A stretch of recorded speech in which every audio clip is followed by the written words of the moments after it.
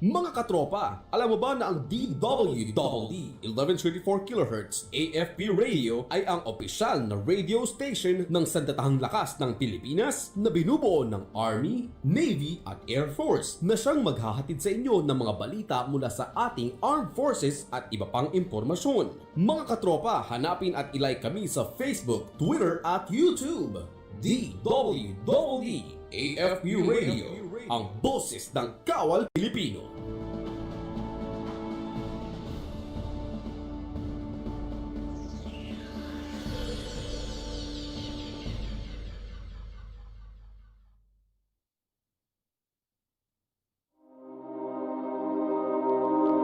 When the nation's security is at stake, they call on us. Ready to serve the people, ready to secure the land. We fight to win the peace. We fight for the Filipino nation. We fight so others may live. We are your mounted warriors.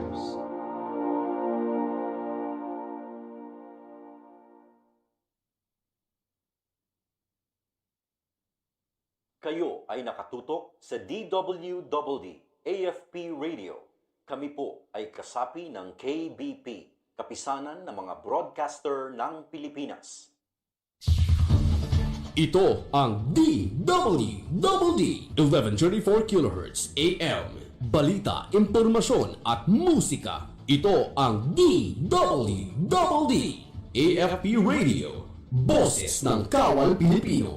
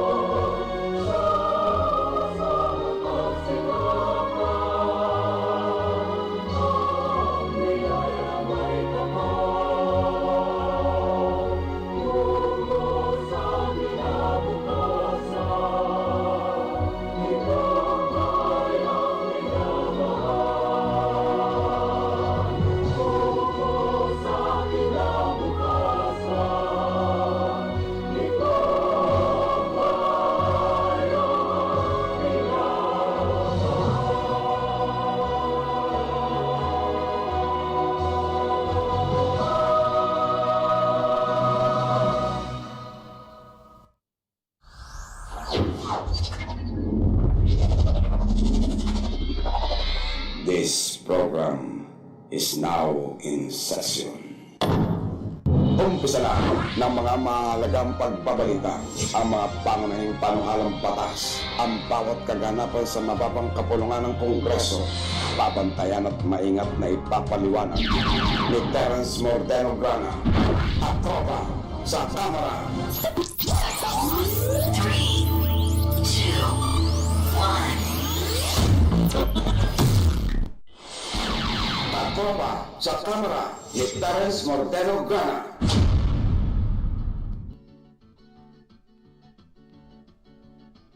Good morning! Magandang umaga. Good morning, Pilipinas! Magandang umaga, Camp Aguinaldo. Magandang umaga, Luzon. Mayong buntag, Visayas. Buenos dias, Mindanao. Sabado na naman po, ano? At ngayon, sa isang maulan na Sabado ay ipagpapatuloy pa rin natin ang pagtatanghal natin ng ating palatuntunang katropa sa Kamara ni Terence Mordeno Grana. Good morning, good morning, good morning. Yes, maupay nga aga. Yeah. Naimbag na bigat. Mayak aabak. Marhay na aga. Maabugya kabuwasan. Mapia kapipita. Yes, good morning, good morning. September 11. Ano ang maaalaalan ninyo pagka September 11? Noong martial law, ang September 11 ay ang tawag dito, Barangay Day. Barangay Day. Birthday kasi ni dating Pangulong Ferdinand Marcos, ano. Ngunit sa Amerika, ito ay inaalaala nila ang yung insidente doon sa New York, ano, sa Twin Towers, ano, na talagang binunggo ng eroplano ng suicide pilots, mga teroristang suicide pilots, at kaya nga ngayon ay ginugulitan nila ang it's been 20 years, 2001 yata nangyari yun eh. Oo, I think it was 2001 nangyari yun, and ayan, inaalaala nila ang naturang insidente. Pero dito naman sa atin ay ito, next year alalahanin natin na September 11 ay dumaan si Kiko sa ating bansa. Ito yung bagyong Kiko na kasalukuyan ay nananalasa pa sa ibang mga parte ng ating bansa. So, ito, Sabado ng umaga, the show must go on.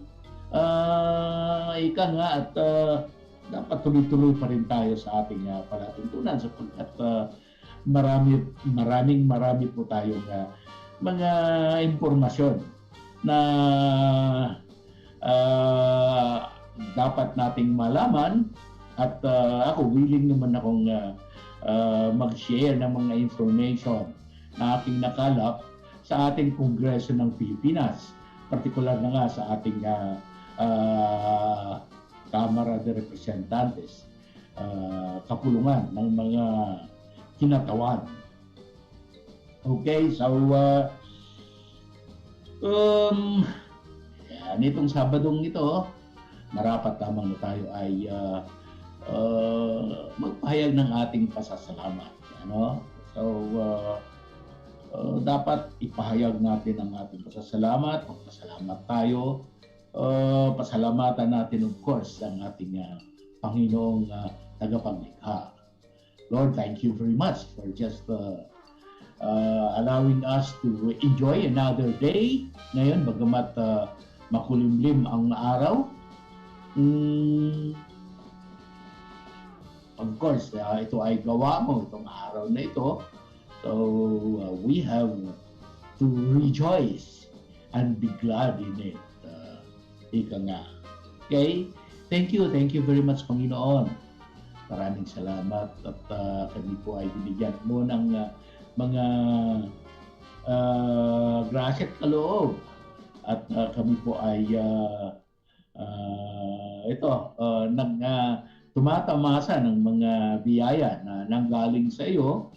So sa araw-araw, and we are truly grateful na kami ay tumatanggap lamang, ngunit minsan nakakalimutan namin magpasalamat sa iyo. Ngunit alam namin kayo po ay isang makapangyarihang Ama, makapangyarihang Panginoon, kung kaya't we are confident that kahit hindi namin nasasabi ang aming mga pasasalamat, ay tinatanggap mo na rin ang aming pasasalamat. Okay, so thank you very much, Lord, sa mga graces and blessings na aming tinatanggap. So, talking about pasasalamat, ay marapat lamang na pasalamatan natin ang ating military hierarchy, ang Armed Forces of the Philippines. Pasalamatan natin ang Armed Forces of the Philippines sapagkat ito yung nagbibigay sa atin, ang AFP, nagbibigay sa atin ng pagkakataon na tayo ay makapagsagawa nitong ating palatuntunan, KATROPA sa KAMARA, no? At tayo ay binigyan ng puwang na magsagawa nitong palatuntunan. At ito naman ay ating sinasagawa para naman sa ating mga nanonood at nakikinig, hindi lamang mga kasundaluhan, kundi sa ating general public na nais nais na makakuha ng mga impormasyon na nanggagaling sa ating Kamara de Representantes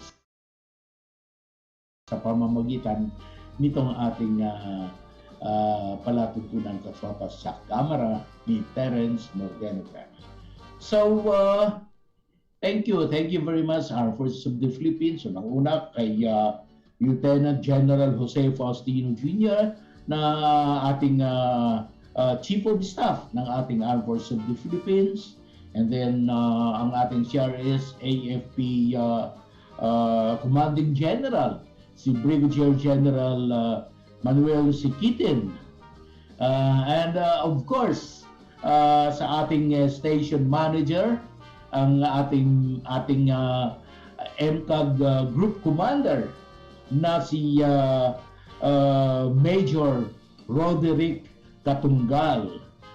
Siya ang ating station manager na umaantabay at gumagaway sa ating palatuntunan. Okay? So thank you very much. At of course, sa lahat ng mga bumubuo ng ating production staff sa ating palatuntunan KATROPA sa Kamara ni Terence Mordeno, Grana. Thank you very much. Okay, so bago tayo lumaon mga KATROPA ay may pakiusap po ako sa inyo na kung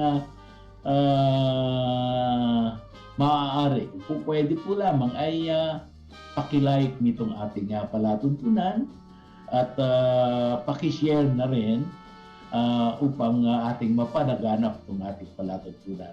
kahit papaano ay yun ang magiging tulong ninyo dito sa ating palatuntunan.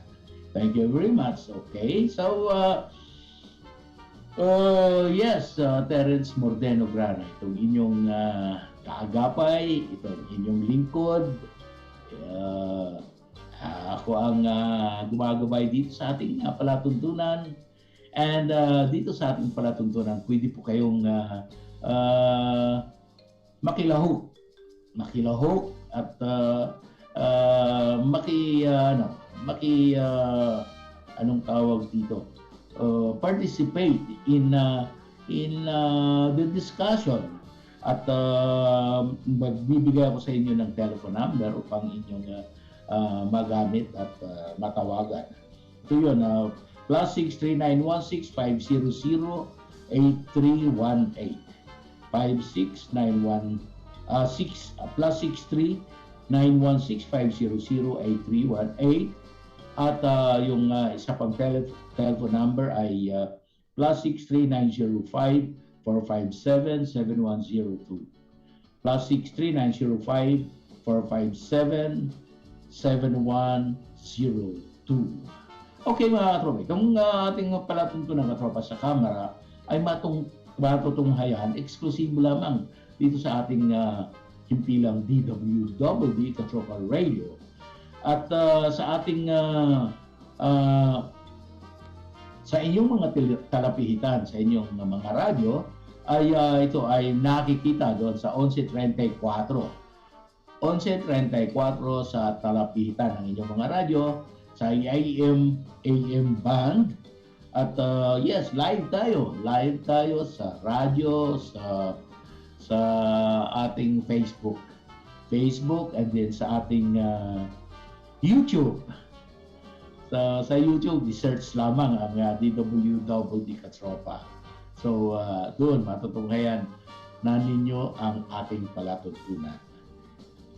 Okay, so sa paumpisa ng ating palatuntunan ay unang-una, ibibigay ko muna sa inyo yung mga balita na aking nakalap, and then counting discussion, and then marami tayong pag-uusapan pa. Aside from the news that I will be giving you, i-discuss pa natin yung iba pang mga pangyayari sa ating House of Representatives. Okay? So, ito na yung mga balita na aking nakalap. Nagdaos ng pagsisiyasat ang Committee on Economic Affairs sa Kamara de Representantes na pinamunuan ni AAMB's OWA Representative Sharon Garin hinggil sa pagbili ng mga bakuna para sa COVID-19 excuse me ng ating mga lokal na pamahalaan at pribadong sektor sa pamamagitan ng Multi-Party Agreements o MPAs. Ang pagsisiyasat o investigasyon ay patay na rin sa inihaing House Resolution number 2145 ni Garin at House Resolution 2164 ni Deputy Speaker Rufus Rodriguez. Sa kanyang pambungad na pananalita, binanggit ni Garin na nagpasa ang Kongreso ng Republic Act 11515 na nagsusulong ng maramihang pagbabakuna sa pamamagitan ng pagpapahintulot sa mga LGUs at mga pribadong grupo na bumili ng bakuna sa pakikipag-ugnayan sa Department of Health o DOH at ng Task Force COVID-19 o NTF. Habang daan-daang kumpanya at LGUs na ang lumagda sa kanilang MPS, ay nananatili pa rin itong nakatambak lamang sa DOH at NTF na nagiging dahilan ng pagkaantala ng pagbabakuna ng mga Pilipino, ayon pa kay Garin. Samantala, nagpaliwanag si COVID-19 vaccine SAR Secretary Carlito Galvez Jr. na ang MPAs ay nananatili sa NTF dahil hindi niya sumusunod ang mga nagmamanufaktura ng bakuna sa wastong halaga, kawalan ng supply, at pagkabigo sa kontrata kung kailan ang petsa ng paghahatid nito at iba pa. So, sabi niya, I am trying to protect the money of the LGUs. Subalit binigyang din ni Rodriguez na pinipilit din ng mga LGUs na protektahan ang kanilang mga nasasakupan mula sa krisis pangkalusugan. Nagpahayag din ng sentimiento si Deputy Majority Leader Juan Miguel Macapagal Arroyo na sabi niya, sometimes we don't care anymore about pricing. The LGUs are willing to pay a higher price as long as we have the vaccines as soon as possible.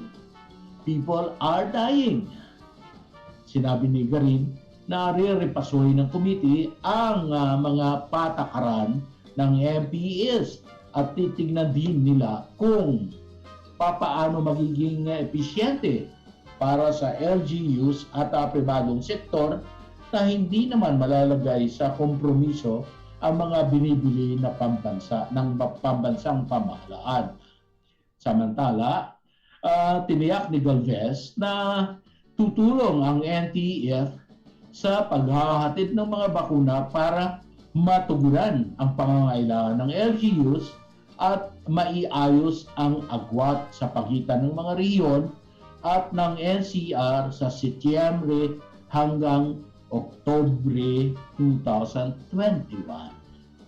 Okay, so in this case mga katropa, yun na, nais nga malaman ng ating mababang kapulungan sa pamamagitan ng Committee on Economic Affairs, na malaman nga kung ano ba talaga ang problema dito sa multi-party agreements. Yun nga, yung pagbibili ng mga bakuna para sa COVID-19 ng mga lokal na pamahalaan at yung mga pribadong sektor, ito nga yung way nila to purchase. Ito ay sa pamamagitan ng multi-party agreements. So, sinabi ni Garin na nagpasa nga ang Kongreso ng Republic Act 11515 na nagsusulong ng maramihang pagbabakuna sa pamamagitan nga ng pagpapahintulot sa mga LGUs at mga pribadong grupo na bumili ng bakuna sa pakikipag-ugnayan sa Department of Health at ng National Task Force COVID-19. So habang daan-daang kumpanya at LGUs na ang lumagda sa kanilang mga MPAs, nananatili pa rin umano ito na nakatambak lamang sa DOH at NTF na nagiging dahilan ng pagkaantala sa pagbabakuna ng mga Pilipino. Ayon pa kay Congresswoman Garin, who is the head of the Committee on Economic Affairs. So, that in-explain naman ni COVID-19 vaccine SAR, Secretary Carlito Galvez Jr., na ang mga MPAs ay nananatili sa NTF dahil hindi anya sumusunod ang mga nagmamanufaktura, the manufacturers ng bakuna sa wastong halaga. Yung pricing, may problema, tapos kawalan ng supply, and then pagkabigo sa kontrata kung kailan ang petsa ng paghahatid nito. So these are the problems that they are facing also, mga katropa. So so yun nga, mga problema din. So in this case, marapat lamang na maisaayos ito sapagkat ito nga, nais nga natin na magkaroon ng herd immunity. Yung karamihan ng mga mamamayan ay mabakunahan na. Mabakunahan na para maiwasan na natin. Kung hindi man masawata, maiwasan natin ang affected ng COVID-19, ng virus, nitong pandemic. So really, we are trying to make this happen, itong ano tawag dito, herd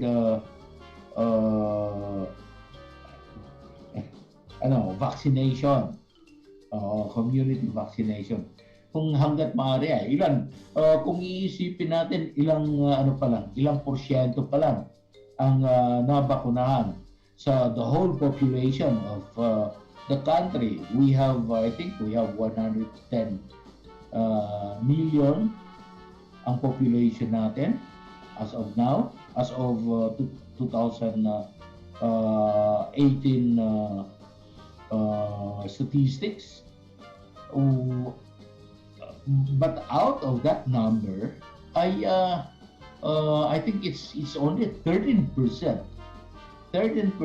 of the total number of the total population na nabakunahan na. Malayong-malayo pa sa herd immunity. Kung kaya't marapat lamang na bigyan ng pagkakataon ng ating mga lokal na pamahalaan, ng LGUs, na bumili na ng kanilang sariling bakuna. Kaya lang may problema nga. Ang problema doon sa mga manufacturers. So, in this case, we will just hope na maayos na ang ating pagbabakuna sa ating bansa. Ay alam niyo mga katropa, ito ako nga nandirito lamang ako sa aking pamamahay. Hindi na ako lumalabas ng bahay. Sapagkat ito nga, takot tayo na mahawahan ng nitong COVID-19 na virus. Kaya nga I am hoping na sana lahat na ng mga Pilipino ay magpabakuna at mabakunahan na para makaiwas na tayo sa pagiging infected ng virus na yan. In other countries, maayos ang kanilang pagbabakuna, ang vaccination program nila.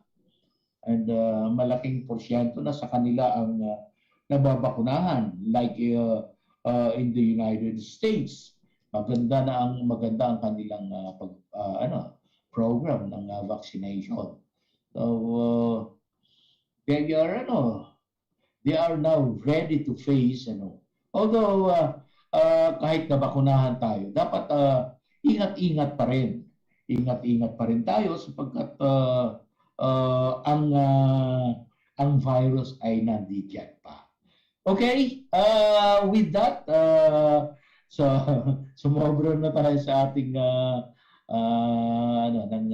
ilang minuto, but nevertheless, babalik muna tayo sa ating himpilan upang tayo ay makinig sa ilang mga mensahe ng ating himpilan. Don't go away. We will be right back after some reminders. Kayo ay nakatutok sa DWDD AFP Radio.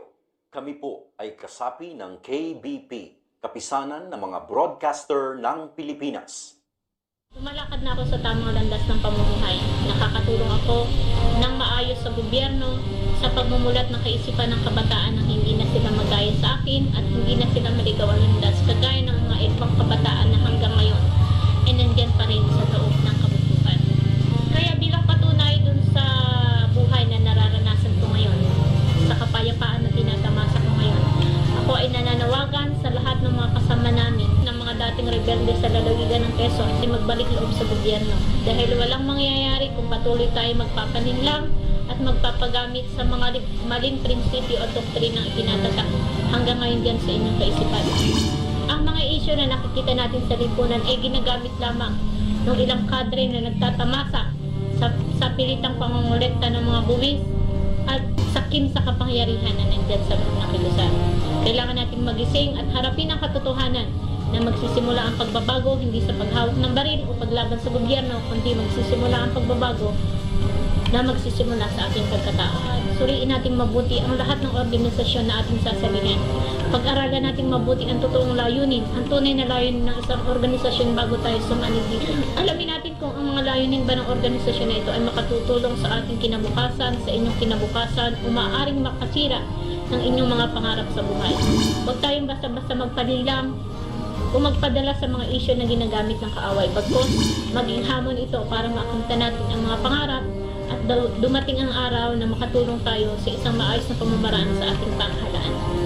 Ako po'y nananawagan din sa lahat ng mga mamamayan sa ating bansa, sa lahat ng mga mamamayan na naapektuhan at naaapektuhan o maaapektuhan pa lamang na insurhensiyang dulot ng CPP-NPA-NDF. Kailangan po natin maging bukas ang kaisipan sa katotohanan at totoong layunin ng revolusyonaryong kilusan. Kailangan po nating buksan ang ating kaisipan na tayo ang magpapabago sa sistema at hindi sa pamamagitan nila. Kailangan po nating magising sa katotohanan na dapat tayo ang makahikayat sa kanila para magbagong buhay, hindi tayo ang mahikayat nila para masira ang ating buhay. Kaya nawa po kayo ay maging kasama namin ng mga dating rebelde na nagbalik loob sa gobyerno sa hangaring ipagpatuloy namin ang mapayapa ang paghangad ng isang tahimik at mapayapang bansa sa isang maayos at mabuting pamamaraan sa pamamagitan ng maayos na paglilingkod sa bayan. Leadership brings out the best in us. We become the best versions of ourselves, leading by example. A leader doesn't just strive to make a living, but aspires to make a difference. Destiny waits for no one, and the choice is yours to make. Don't wish. Become.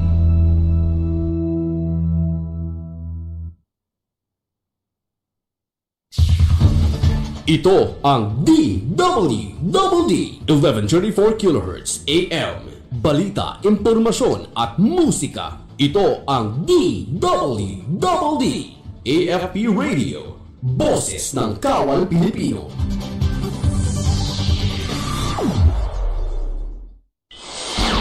Katropa sa kamera ni Terence Mordeno Grana. Okay mga katropa, sa ating pagbabalik kayo po ay nanonood at nakikinig sa ating palatuntunang Katropa sa kamera ni Terence Mordeno Grana. Now, we will continue with the information that I gathered, from our House of Representatives. And ito nga yung mga balita na aking nakalap, and ito ay isa sa mga balita na aking nakalap. Nais kong ibahagi sa inyo. Inaprubahan na ng House Committee on Ecology sa KAMARA ang mga panukala hinggil sa pagbabawas at pagkontrol sa ingay. Ito ang House Bill number 2516 na inihain ni Iloilo Representative Raul Tupas at House Bill 3052 ni Quezon Representative Angelina Tan. Layon ng House Bill 2516 ang paglikha ng Noise Pollution Control Board upang makontrol ang polusyon sa ingay. Samantala, layo naman ng House Bill 3052 na kontrolin ang ingay na likha ng kaguluhan ng publiko at ang paggamit ng videoke o mga aparato na nagpapalakas ng tunog na hindi nagiging panganib sa kalusugan, kapayapaan o kaligtasan ng mga tao. Magpapataw ito ng mga parusa para sa mga paglabag. Ang kanyang pambungad na pananalita, sinabi ni Chairperson at Zamboanga del Norte Representative Grana Labad-Labad na dahil ang pagkontrol sa ingay ay naililipat na sa mga lokal na pamahalaan o LGUs, ang Department of Environment and Natural Resources o DENR, ang bawat LGU ang siyang nagpapatupad ng kanilang mga lokal na ordinansa. Sinabi niya na kung titingnan ang iba't ibang mga regulasyon na isinasagawa ng bawat LGU, tila may kakulangan sa mga detalye. Samantala, sinabi ni Tupas na sa kanyang sponsorship na ang pagkakalantad sa ingay ay may kaugnayan din sa posibleng epekto sa katawan, kabilang ang mga sipon, pagbabago sa presyon ng dugo, iba pang mga pagbabago sa karamdaman sa puso, pagtaas ng pagbisita sa doktor, ospital, mga problema sa sistema ng panunaw, kasama na ang pangkalahatang pagkakapagod. Sinabi pa ng mambabatas na ang bansang Pilipinas ay kabilang sa mga bansa na kulang sa pambansang patakaran at regulasyon upang labanan ang polusyon sa ingay dahil sa kakulangan ng mga pamamaraan upang tukuyin at sukatin ito. Kabilang na ang hirap sa pagkontrol nito. Sinabi naman ni Tan na ang kanyang panukala ay sumasalamin sa mga usapin at nasasakupan ng kaayusan at kaligtasan ng publiko, kalusugan sa publiko at ekolohiya dahil sa patakaran na kinikilala ang ingay bilang isa sa mga nangungunang peligro sa kapaligiran, sa parehong pisikal at mental na kalusugan at sa kapakanan ng bawat tao. Lumikha ang komite ng isang Technical Working Group o TWG upang ayusin at pagsasamahin ang dalawang panukala at pamumunuan nito ni Batanes Representative Seriaco Gato Jr. at Manila Representative John Marvin Nieto ang TWG. Okay, so in this particular problem, itong pollution, pollution sa ingay, noise pollution, dahil nga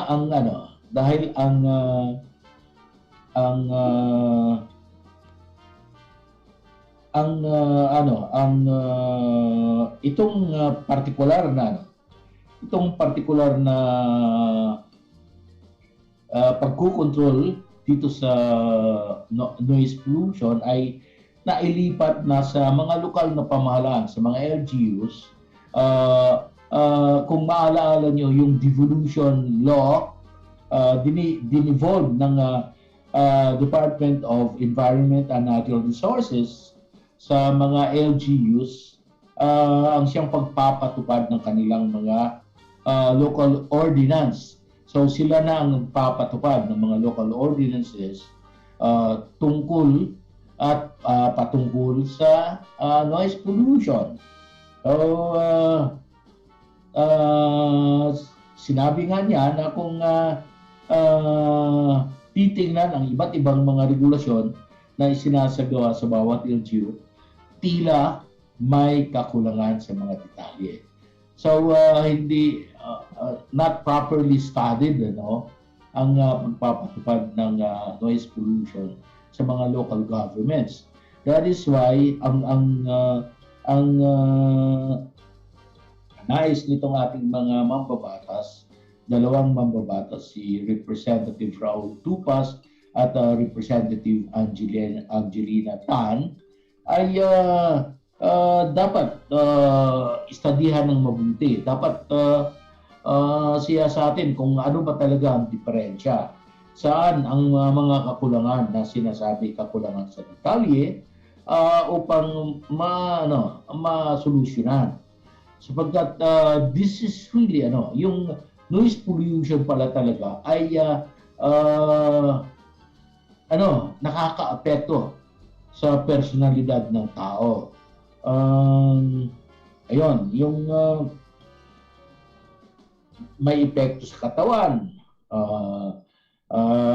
Ayun, mga sipon-sipon, pagbabago sa presyon ng dugo. Ito ang nagiging cause nito ay pollution. Yung mga pagbabago sa karamdaman sa puso, pagtaas ng kung ilang beses bumibisita sa doktor at ospital, problema sa sistema ng panunaw, digestion, nakakaapekto ang ano pangalan dito? Noise pollution. Kasi yung nag-aano yan nakaka-pressure din yan sa lalo na pagka nasa maingay ka na lugar, siguradong magkakaroon ka ng karamdaman. So dapat ito yung isa sa mga problema natin na dapat kontrolin ang anong pangalan nito, yung noise, ang ingay sa environment. Okay, so ano pa ba ang ano kasi ngayon, kaya hindi ako masyadong nakakapagpangalap ng mga balita sapagkat ngayon yung budget season. So pagka-budget season, lahat ng kanilang energy ng ating mga miyembro ng Kamara de Representantes ay nandoon sa deliberasyon ng budget. Sapagkat ito yung pinaka-importante, the most important piece of legislation na dapat ipasa ng ating Kongreso sapagkat ito yung budget na gagamitin ng ating national na pamahalaan sa susunod na taon, year 2022. So, ando doon sila parati sa mga in fact, ang dami nang mga budget ng departments na natapos na nilang i-deliberate as far as the Committee on Appropriations is concerned. Doon pa kasi ang deliberation ng budget natin, mga katropa, ay isinasagawa muna sa committee. So committee muna ang mag-deliberate, and then they will come up with a committee report which will be submitted to the whole total membership of the House of Representatives, and they will pass it on second and third reading. So dito sa ating Kamara de Representantes, kanilang isinasagawa pa yan sa committee. Ang committee kasi ang nagdi-deliberate.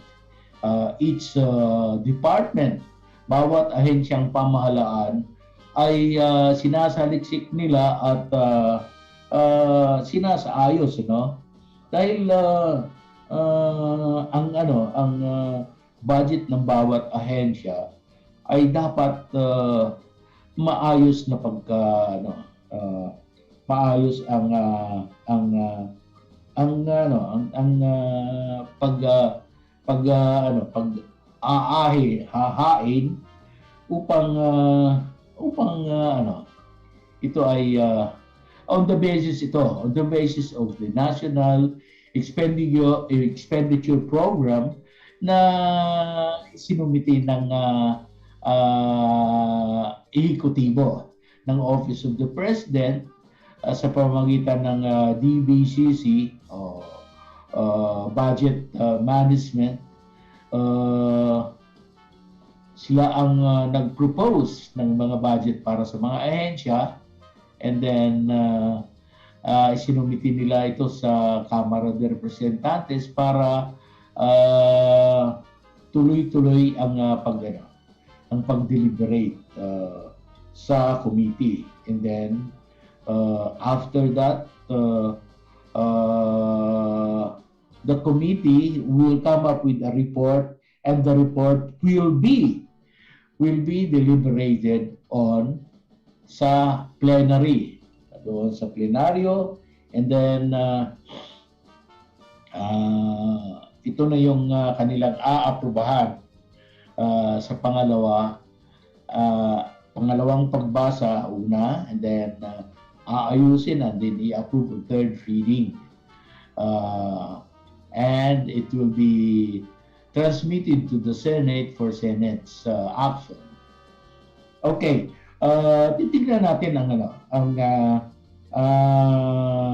kalendaryo ng ating Kongreso in relation to the deliberation of the budget. Kapapasa lang kasi ng ating Kongreso ng kalendaryo, legislative calendar. Kapapasa lamang nila ng concurrent resolution providing for the legislative calendar for the third regular session. Ano ang ibig sabihin nitong third regular session? Ito yung third regular session nung nag-umpisa ito noong July 26, 2021, at ito ay magtatapos sa July 24, 2022. So, bali ito yung last term ng ating Pangulong Rodrigo Duterte. Siya ang nagbukas nung third regular session sa pamamagitan ng kanyang State of the Nation address. So, yon. Sa ipinasa nilang concurrent resolution, which is the legislative calendar for the third regular session of Congress, of the 18th Congress of the Philippines. So, bali ang nag-start yun July 26, and then hanggang September 30 ang kanilang session. Sa September 30, sa October 1, next week, next week pa. October 1 ay mag-i-start yung adjournment ng ating Kongreso. Mag-a-adjourn sila sa October 1 sapagkat ito na yung filing ng certificates of candidacy sa October 8 So naka-adjourn ang ating Kongreso October 1 hanggang November 7. So tuloy-tuloy na yan, October 1 to November 7. But before that ay dapat ang ating mababang kapulungan ay nakapag-saayos na ng kanilang mga plano para sa budget. So, okay, hanggang November 7. And then magre-resume sila sa November 8. November 8 hanggang December 16. Okay, i-relate natin dito sa legislative calendar ang deliberation ng budget. Okay, so from now until September 30, dapat isaayos na nila ang budget. Kung hanggat maaari ay matapos na nila yan, so that by November 8 ay mag-i-start na sila to deliberate sa plenary session. Sa plenary ay dapat maumpisahan na nila sa December 8 ang deliberation sa plenary, and dapat before siguro after 2 weeks or ay maipasa na nila so that they can transmit the third reading approved on third reading copy of the budget to the Senate for Senate's action, para ma-action na kaagad ng Senado, and then before the adjournment sa December 18 ay naipasa na nila ang proposed budget as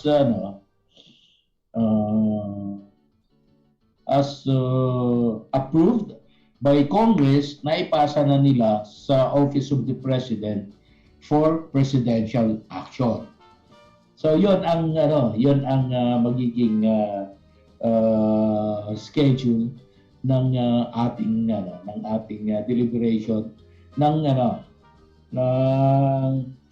pangalan nito, budget, national budget. So yun ang mangyari, mga katropa. So sana tayo yung adjournment ng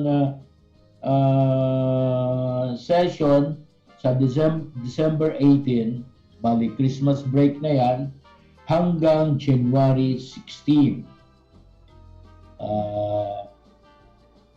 December 18 hanggang January 16. Bali yan ang duration ng adjournment ng session. So, January 17, 2022 ay babalik na naman sila. Resumption of session. Magre-resume sila sa kanilang session January 17, 2022 hanggang February 4. Diba? Hanggang February 4. And then adjournment February 5 hanggang May 22. So, babalik na lang sila, magre-resume May 23, 2022 hanggang June 5. I-adjourn nila CND adjournment.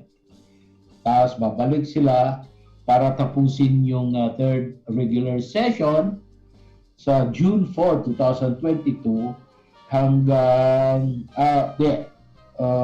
i-adjourn na nila June 4 2022 hanggang July 24, 2022 in preparation for the opening of the 19th Congress. So sa 19th So sa 19th Congress, bago na ang magbibigay ng State of the Nation address na Pangulo. By then, pakikinggan na natin ang bagong Pangulo sa kanyang State of the Nation address sa July 25. Okay? So, yun ang kalendaryo ng ating we have to remember na ito na yung last regular session sa pamumuno ni Pangulong Rodrigo Roa Duterte. So, we will be expecting a lot of movements from now until December. In fact, sa October 1 ay start ng adjournment ng Congress, ay ito na yung pagkakataon para sa ating mga nais manungkulan na sa ano-ano mang posisyon. Remember, this is local and national election, itong idaraos natin next year. So, ang ating mga mambabatas ay magsipag-uwian sa kanya-kanya nilang constituencies at districts, upang yung iba ay nais magpa-re-election, yung iba naman ay nais tumakbo sa ibang posisyon, o whatever is the plan, ay meron sila para sila ay makapanungkulan sa ating mga mamamayan. Okay, so at this point ay babalik muna tayo sa ating himpilan. Babalik muna tayo kay Engineer Ronald Angeles sa ating himpilan para sa ilang mga mensahe, ilang mga paalaala ng ating himpilan. Don't go away. We will be right back after some reminders.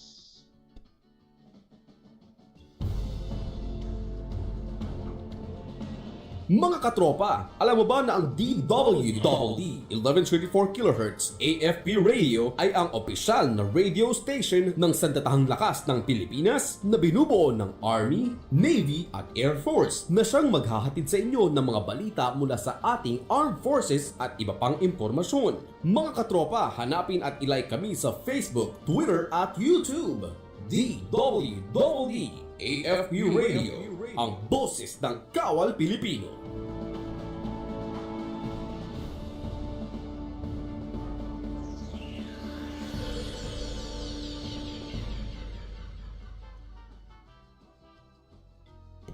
Si Dato, ma'am, nangandoy siya nga may dukar iyang mga ginsakpan, ma'am. No, batan. Mga batanon.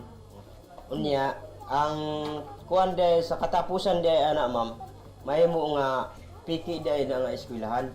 Naibaron mi ana, ma'am, sa katong paglihok na sa mga estudyante, ma'am. Kay sa una nga primero pang pagtudlo sa maestra, ma'am, ang itudlo dito ang pagparali sa mga batanon. Ang unang-una namin nakitang problema dito ng mga lumad is about sa edukasyon nila. So nalaman namin na meron palang school dito na ang tinatawag na Salugpungan School. Nalaman namin na ang Salugpungan School nito ay ito pala ay parang affiliated sa kabila, kung saan yung mga batang nag-aaral dyan is pinapalabas nilang scholars nila. Pero ang mga batang yan is galing sa mga malalayang lugar o adjacent municipalities nitong Talaingod. Doon namin nalaman na ang salugpungan pala at ang mga estudyante na nag-aaral dyan ay tinuturoan sila kung paano mag-alis sa gobyerno. Actually, tinuturoan din naman sila magsulat, magbasa, pero yung mga basic lang. Pero sa pagdating ng alanganing oras, base na rin sa ating mga pagsasaliksik at sa impormasyon na ating natatanggap, na tinuturoan din pala sila magbaklas at mag-assemble ng baril. Mismo ang mga tribal leaders ng Talaingod ang nagdesisyon na ipasara ang nasa 14 na salugpungan schools. Ito'y base na rin sa nilagdaan nilang manifesto. I am a ranger. Only men with iron determination qualified to be one. I am trained like a panther, silent, swift, fearless. My mere presence freezes the enemy's blood. I am invincible to him until the last second of his life. I rule in the mountains. I stalk in the jungle. Day or darkness, calm or storm. Tireless in the hunt, fierce in the fight. I am a ranger, the guerrilla's worst nightmare come true.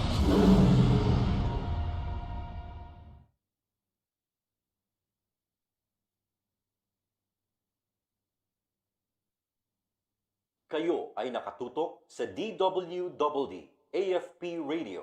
Kami po ay kasapi ng KBP, Kapisanan ng mga Broadcaster ng Pilipinas. Ito ang DWDD 1134 kHz AM. Balita, impormasyon at musika. Ito ang DWDD AFP Radio. Boses ng Kawal Pilipino.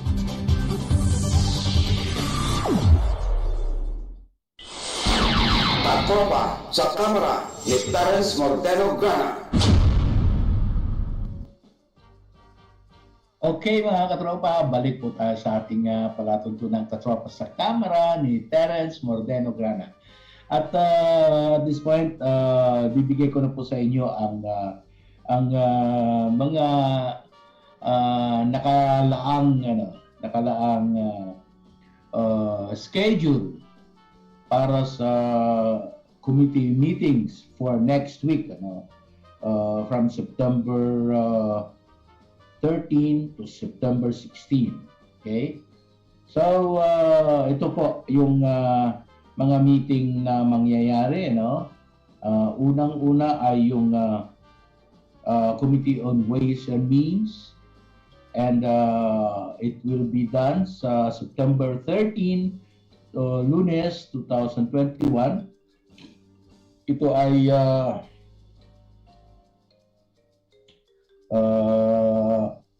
magaganap alas 8:30 ng umaga at sari-sari ang kanilang mga agenda. Marami po ang kanilang i-discuss doon sa Committee on Ways and Means, mga panukalang batas na may kaugnayan sa pagbubuwis. And then September 14, Tuesday, ay magkakaroon ng meeting ang Committee on Human Rights. Committee on Human Rights, alas 9 ng umaga, and they will be discussing yung mga panukalang batas defining the rights and fundamental freedoms of human rights defenders, declaring state responsibilities and instituting effective mechanisms for the protection and promotion of these rights and freedoms. Okay, after the Committee on Human Rights ay hindi pala simultaneous ang sa kabilang meeting ay ang Committee on Civil Service and Professional Regulation. Ito ay magaganap alas 9:30 ng umaga at ang kanilang pag-uusapan ay ang tungkol sa professionalizing the paralegal practice in the Philippines, creating for this purpose a professional regulatory board for paralegals, appropriating funds therefore. Okay, ang isa pa yung instituting the Magna Carta for all non-uniformed workers in the military and all other uniform agencies. So yung mga civilian employees ng mga military installations, kasama sa military and uniform agencies, lahat ng mga non-uniformed workers ay magkakaroon ng i-institute yung Magna Carta para sa kanila. Okay? So, ang sumunod ay yung Committee on Economic Affairs, September 14 pa rin, alas 10 ng umaga. They will be discussing the National Evaluation Policy. National Evaluation Policy. Then, ang last na magkaroon ng sa 14, magkakaroon ng meeting alas 11 ng umaga, Committee on Good Government and Public Accountability. Continuation pa rin ito mga katropa sa inquiry on the qualifications, research, methodologies, partnerships, and composition of OCTA Research Philippines. Ito kasi nagiging controversial itong OCTA Research Philippines. Yun nga, marami akong naging report dito. Mamaya babasahin ko yung mga naging report ko tungkol dito sa OCTA. Naging controversial kasi ito sapagkat ang OCTA Research pala ay itinatagtuan ng University of the Philippines. At sinabi na wala silang kaugnayan sa University of the Philippines ang OCTA Research. And yun naman, nais lamang malaman nga ng ating Kamara de Representantes sa pamumuno ng ating Committee on Good Government and Public Accountability, nais lamang nilang malaman kung ano ba talaga ang qualification ng OCTA Research. Ano ang research methodology na ginagamit nila. And then, yung mga partnerships ng OCTA Research and the composition ng OCTA Research. Ano ba talaga ito? What is this? Is this a survey outfit or ano ba talaga? Kasi bigla na lamang itong sumikat noong kasagsagan ng pandemic, COVID-19 pandemic, at sila ay nagbibigay ng ilang mga datos and then mga rekomendasyon. At yun nga, tinatanong nga kung ano ba talaga kayo, ano ang kaugnayan ninyo sa pamahalaan at sino ang nag-finance sa inyo. So, nais lamang malaman ng ating mga mambabatas. Okay? So, yon. Next, sa September 15 naman, ang magkakaroon ng meeting ay ang Committee on Climate Change. Humihiling ang Committee on Climate Change ng briefing, assessment report of the Intergovernment Panel on Climate Change. Yon, magsasabit ng summary of the report ng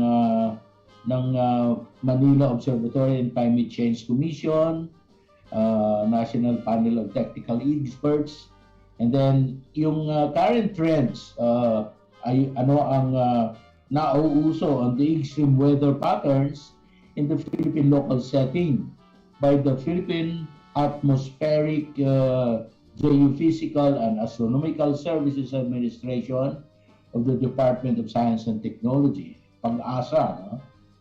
Okay, and then yung climate change as seen through a disaster lens, how to address climate change through local climate change action plans, comprehensive land use plans, by the University of the Philippines.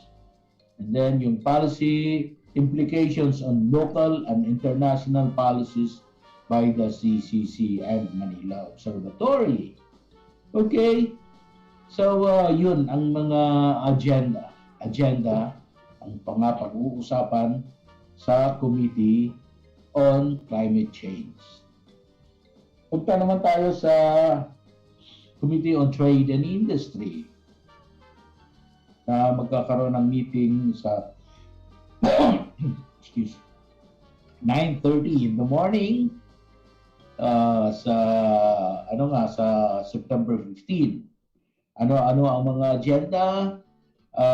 Committee report on the consolidated bills regarding the establishment of Timbangan ng Bayan Center in all markets nationwide.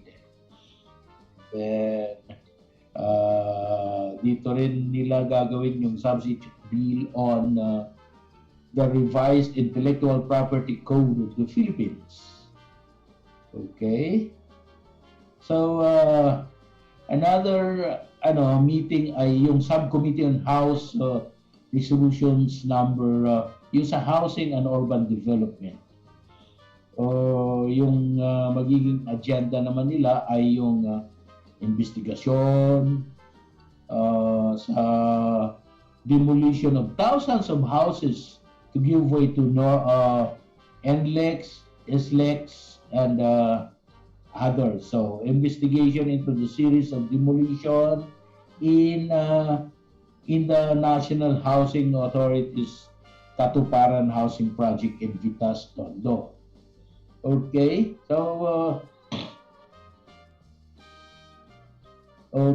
so ano pa ba? Tatanggap ko lang nitong masamang balita. Good morning, boss. Ito ay galing sa isa sa mga kasamahan namin sa media. Condolence to the family of Kuya Ding of Net25. Sino bang namatay dito? Gaga. Pakilinaw nga at may announce natin at maipahayag natin yung mga condolences natin. Sino ba ito? Condolence to the family of Kuya Ding. Alam ko, kilala ko to si Ding Antonio. Kasamahan din namin ito. Isa sa mga kaibigan, matalik na kaibigan namin. At yun na, condolence to the family of Kuya Ding of Net25. Pakilinaw nga nito, Gaga. Katropa, linaw so that we can make the necessary announcement. Okay? So, ano pa ba?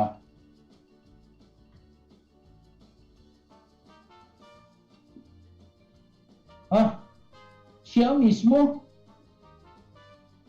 si paring Ding mismo ang condolence to the family of our dear friend, a colleague in media, si Ding Antonio, na pumanaw na. Mamaya kukunin ko yung mga detalye nito at kami po ay tos pusong nakikiramay kami sa palatuntunan ng Katropa sa Kamara ni Terence Mordeno, Grana, at ang 10 ng kaaming mga kasamahan sa Media Center sa House of Representatives ay taos pusong nakikiramay sa pagyao ni Ding Antonio. Yumao kahapon.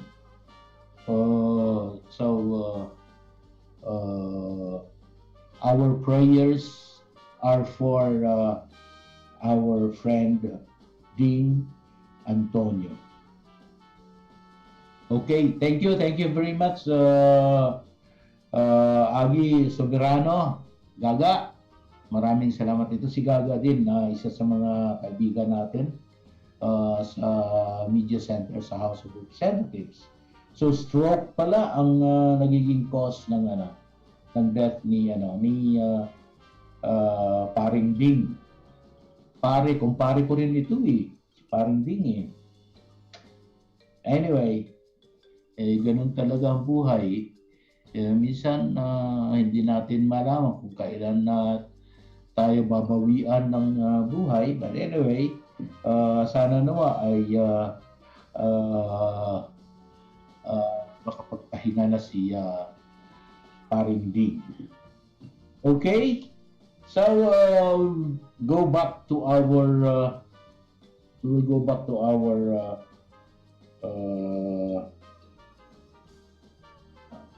program. Okay, yung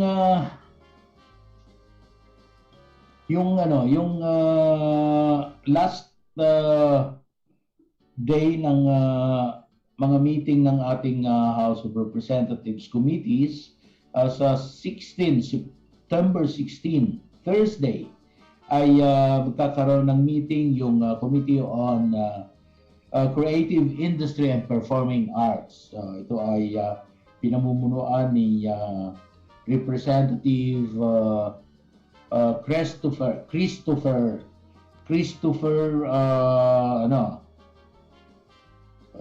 De Venecia ng Pangasinan.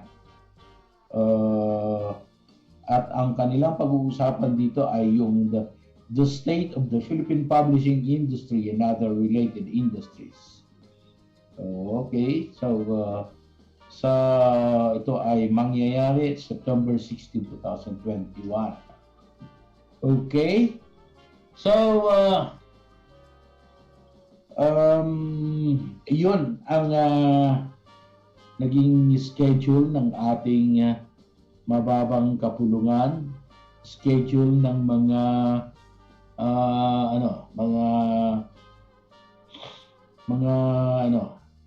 meeting, mga pagpupulong. Okay? So, ano pa ba?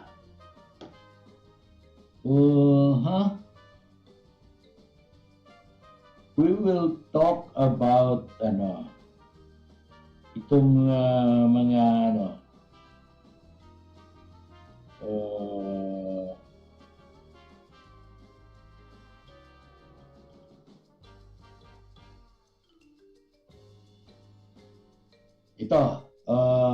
babasahin ko sa inyo itong naging news item tungkol sa Octa Research. No let up in Octa probe House leaders. House leaders on Wednesday vowed to unmask the financiers and real people behind the independent research group Octa, which came into prominence only during this COVID-19 pandemic. During the virtual ugnayan sa Batasan News Forum, Deputy Speaker and Buhay Party List Representative Jose Lito Atienza Jr. slammed what he called a continuing effort to hide the real people behind Octa, which has been issuing COVID-19 pronouncements and projections even as they function as a political polling firm. There is a continuing effort to hide their faces behind a mask. Yung amin pagsisikap lang para malaman ng taong bayan kung sino itong Octa at ano ba talaga ang pakay nito, Atienza said, as he dismissed criticisms against the probe initiated by the House into the research group's credentials and operations. He said the secret financiers of Octa should properly be unmasked in order to determine the group's real motives. Definitely, may nagpupondo dyan. Pag nagpapasurvey ka, it will cost you at least 500,000 pesos to 1 million pesos. I don't think anyone is doing any survey for free. So, mayroong nagpupondo. Sino? Tingnan natin sino nakikinabang sa trabaho ng Octa, the veteran lawmaker said. In the same news forum, DIWA Representative Michael Aglipay, who chairs the House Committee on Good Government and Public Accountability, said Octa's projections are at times exaggerated and that its representatives act as if they are radio commentators in announcing surges.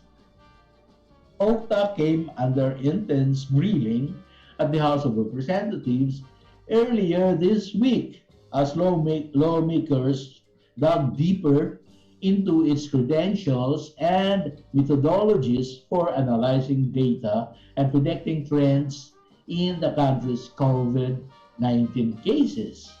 Aglipay's panel launched an investigation into Octa's qualifications, research methodologies, partnerships, and composition based on a resolution filed by five lawmakers, Deputy Speakers Bernadette Herrera of Bagong Henerasyon Party List and Christine Singson Mihan, Ilocos Sur, 2nd District, Deputy Minority Leader Stella Luz Kimbo of Marikina, and Representative Sharon Garin, Ambis Owa Party List, and Jesus Bong Suntay, Quezon City. Aglipay clarified that lawmakers have no intention to censor Octa, although they strongly believe it should refrain from declaring its projections and reports as official since it is not given any authority by the government. Never tayong mag-abridge ng right to speak. They can speak anytime. They can speak nonsense and they can speak against the government, Aglipay said. Ang ayaw natin yung sinasabi nila na they are speaking officially, which they are not. They are not even part of the sub-technical working group on statistics of DOH and IATF. They have no official role. Aglipay instead urged the research group to be a fiscalizer, a private group that fiscalizes and sees to it that the government does its job with its statistics. Let science speak for itself. Maging objective na lang tayo. Huwag masyadong komentaryo, parang radio announcer na sila eh. He pointed out. Atienza, on the other hand, said that the authority of Octa to be speaking in the time of the global pandemic should be looked into, especially since their data and forecasts have a significant influence on government and the people. Napakalaki ng influence nila. Kung ano ang sinasabi nila, tinatanggap ng gobyerno, sinasalamin ng DOH, natatakot ang tao, at yan sa said. He added, the issue is more fundamental. Ano ang kailangang authority to be speaking in the time of a pandemic? Sabi ko nga, para tayong nasa giyera nito. We are at war with the virus. Emergency situation ito. Bakit bigla na lamang silang kasali sa usapan? They are speaking for and in behalf of what? Atienza also underscored that there should only be one source of information during this crucial time in the country. We cannot allow just anybody on the basis of good intention to now get into picture. In times of war, there should only be one source of information. You cannot allow anybody to speak for and in behalf of the two forces fighting it out. So, yon ang sinasabi nga na mukha yatang ang tawag dito na paano yung ano nga yung Octa research ay parang namihasa nung nagbigay sila ng data ay tinanggap naman ng DOH at ito yung nakakabahala sa mga tao. Yung minsan kasi nakakapagbigay sila ng mga data na alarming like yung number of cases na kanilang napo-project for this day. Halimbawa, ngayon ganito ang number, so tomorrow ganito ang magiging number na naman.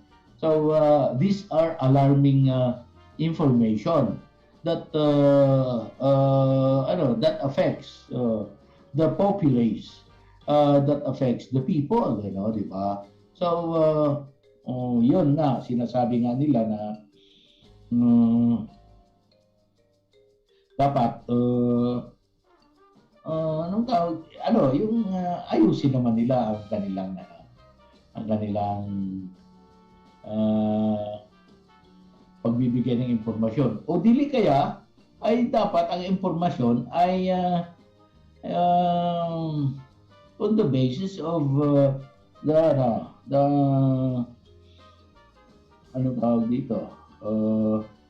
on the basis of the true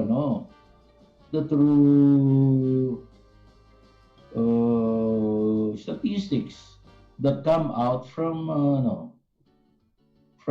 the authority themselves. So yon mga katropa. So I think there is really a need for us to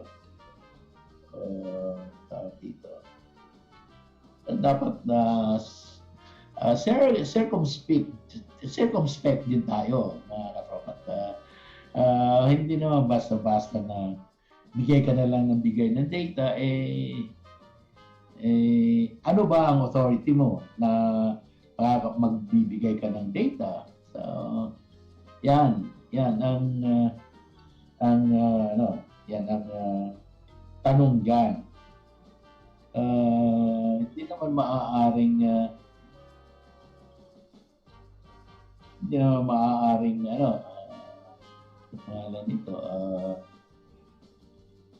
tira na lang ng tira, di ba? So mas pada, mga katropa, marami pa po akong bibigay sa inyo na mga impormasyon, but for now ay balik muna tayo sa ating himpilan upang makinig sa ilang mga paalaala mula sa ating engineer Ron Angeles. Kayo ay nakatutok sa DWDD AFP Radio. Kami po ay kasapi ng KBP, Kapisanan ng mga Broadcaster ng Pilipinas. There are soldiers, and then there's us.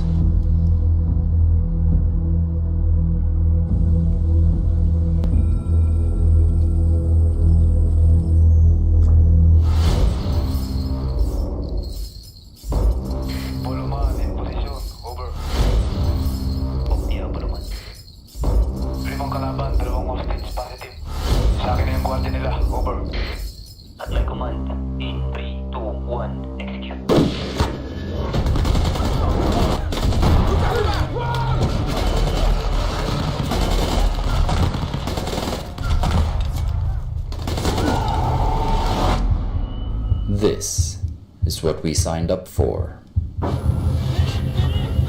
We endure no matter how hard we fall, how much it hurts, or how heavy the burden.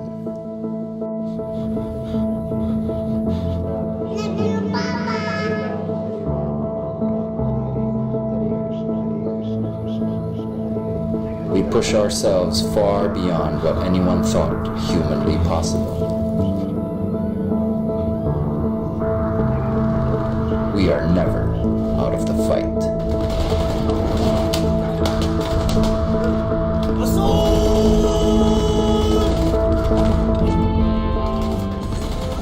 We sacrifice to protect the innocent. We free the oppressed.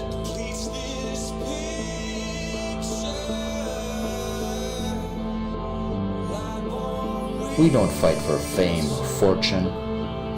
We fight because it is our service, the proud tradition we are bound to uphold.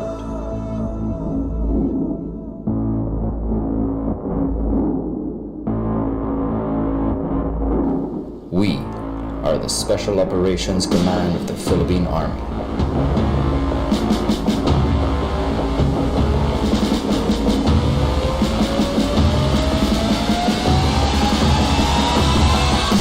Home of the noble warriors.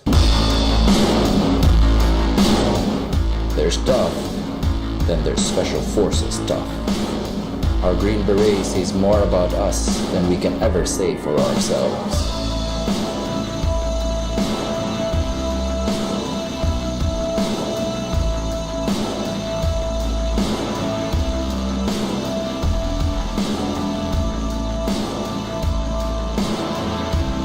We have a specific set of skills that allow us to infiltrate enemy lines via air, land,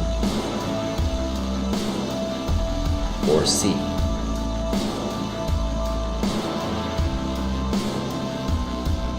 We are silent professionals, forged in the crucible of combat. Scout Rangers are the best hunters in the jungle.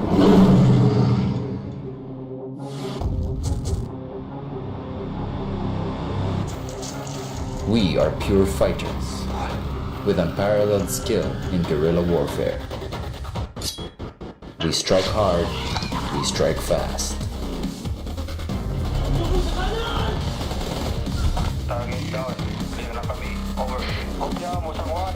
High na ho.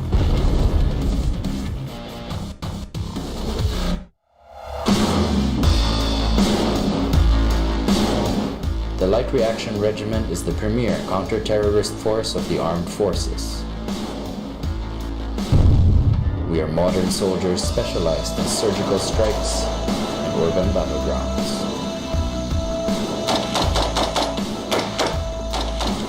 Sector clear. Tiradores.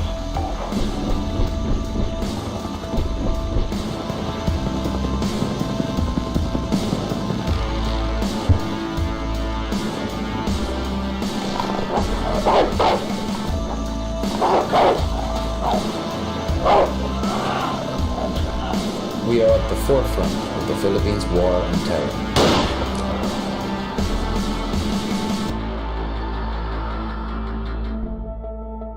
Hostage secure. I say again. Hostage secure.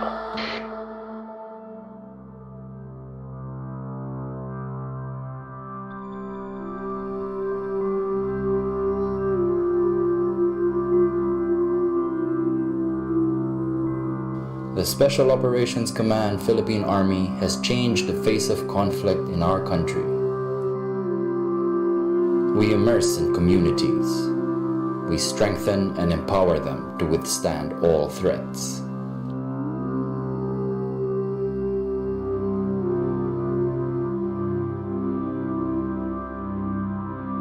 This is what we were trained to do.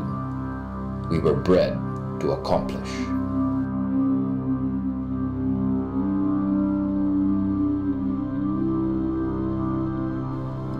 Most people will never know who we are or how much we sacrificed for our country.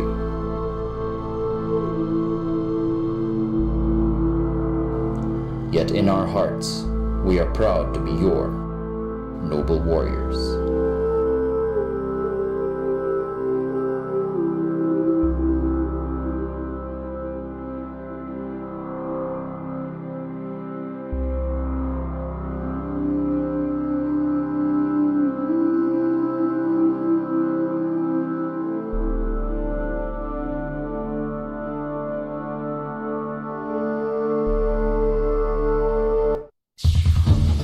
Ito ang DWDD 1134 kHz AM. Balita, impormasyon at musika. Ito ang DWDD AFP Radio. Boses ng Kawal Pilipino.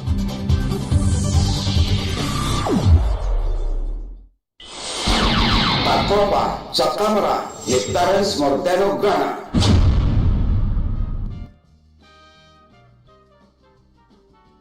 Okay, mga katropa, balik tayo sa ating pagtatanghal ng ating palatuntunang katropa sa kamara ni Terence, Mordeno, Grana.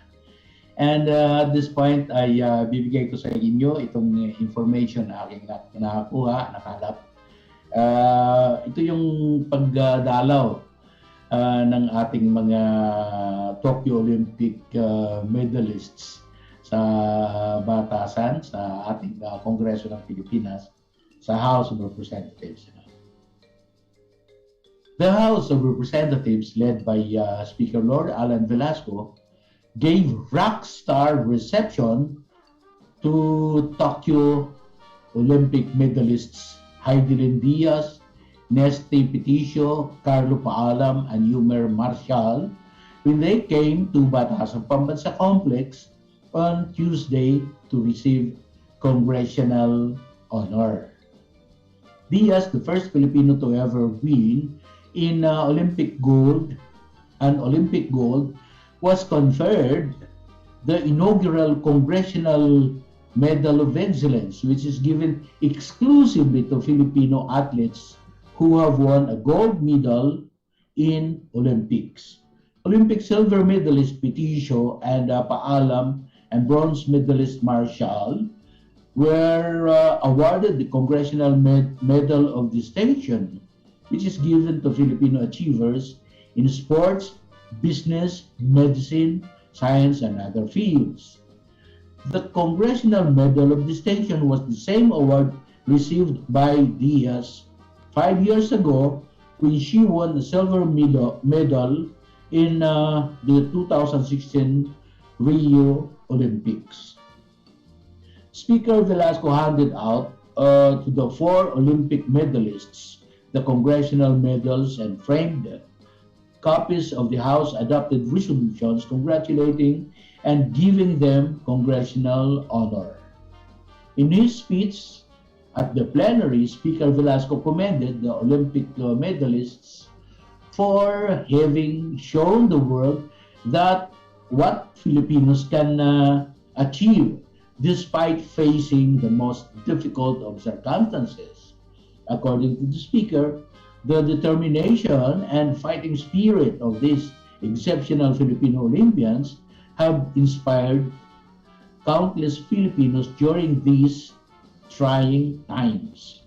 He added, you gave us hope, you gave us something to dream about, and in those shining moments of triumph, you have all made our kababayans, young and old, residing here or abroad, extremely proud to be called Filipinos.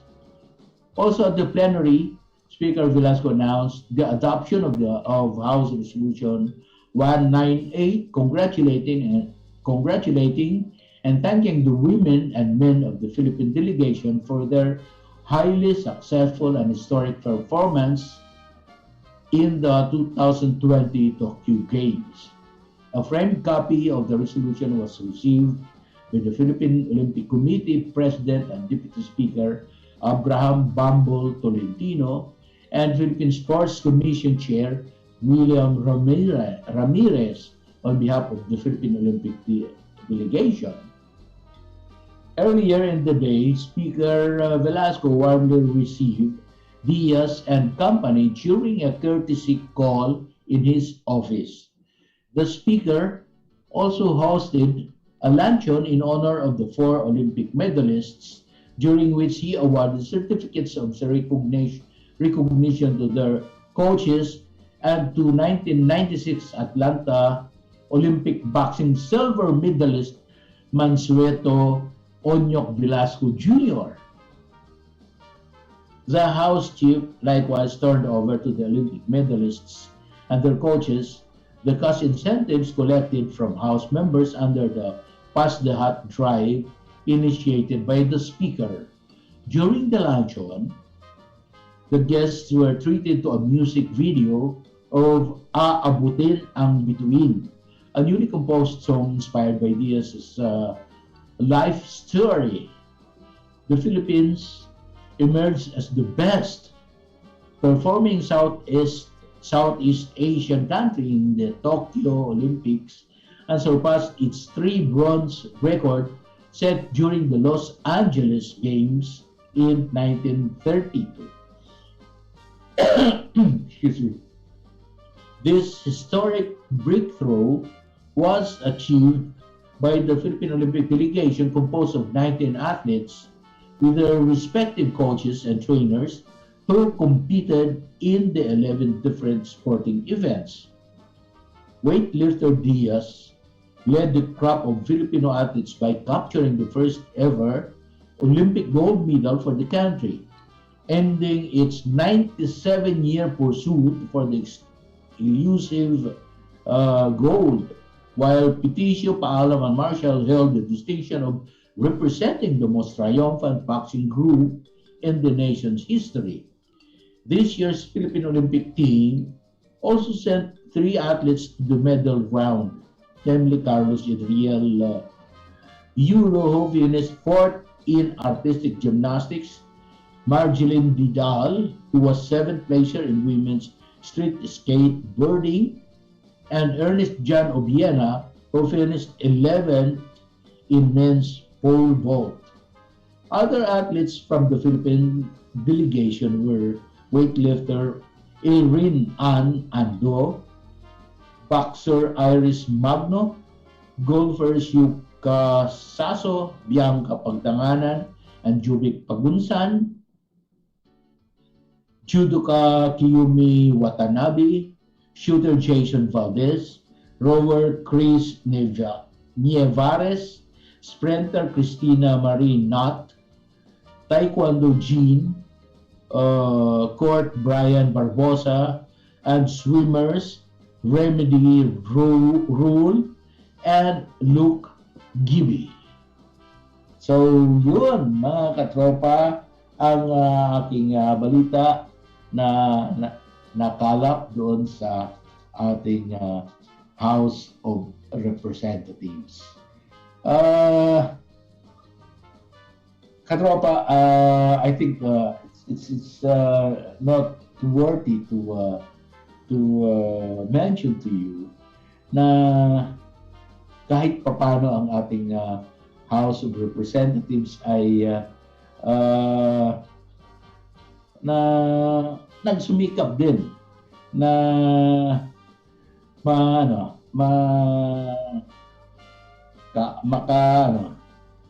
makapagbigay ng kahit papaano ng financial award sa ating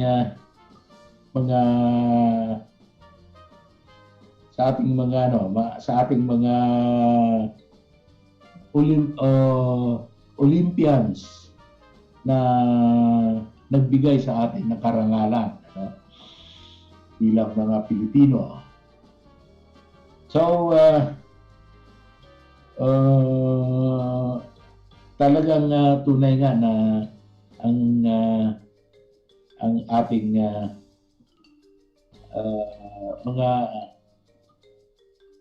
mga athletes ay world class din mga katropa. World class at kahit paano ay sila ay nagbigay ng karangalan sa atin.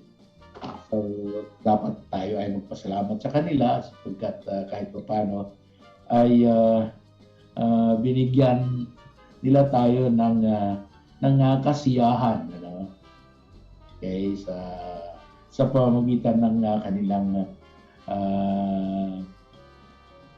kanilang mga panalo, pinanalunan, gold, silver, and bronze.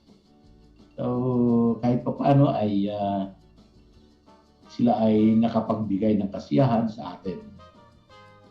Mga katropa, sa kasalukuyan ang ating House of Representatives ay tumatalakay ng ating pambansang budget. And we are expecting them to submit their report sa plenary probably first week of first week after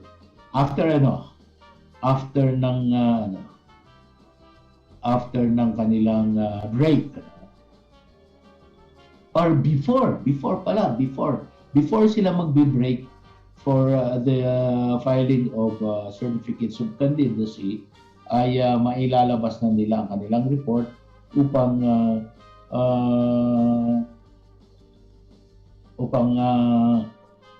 kanilang matalakay na sa plenaryo ang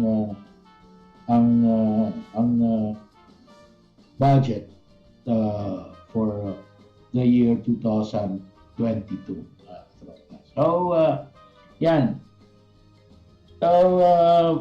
Magbibigay pa sana ako ng news item, katropa, ngunit tinapos na tayo sa oras dahil at 9:50 ay dapat magra-wrap up na tayo sapagkat naka-ready na ang susunod na magpo-programa. Antabayanan niyo po at mamaya-maya ay inyong patutunghayan ang programa, ang palatuntunan sa ating himpilan ng isa sa mga ahensya ng ating pamahalaan. Okay? So, wala na naman po tayong oras. Ubus na naman po ang ating 2 oras na pagtatanghal ng ating palatuntunan. And kami po ay pansamantalang mamamaalam na naman. Ngunit sa Sabado ay pagkikita muli tayo. So, maraming salamat at inyo po kaming pinahintulutang pumasok sa inyong mga tahanan at sa inyong mga puso sa pamamagitan nitong ating palatuntunang katropa sa Kamara ni Terence Mordeno, Grana. Daghang salamat usab sa atong mga kahigalaang mga Bisaya nga naminaw ka nato kauntak na.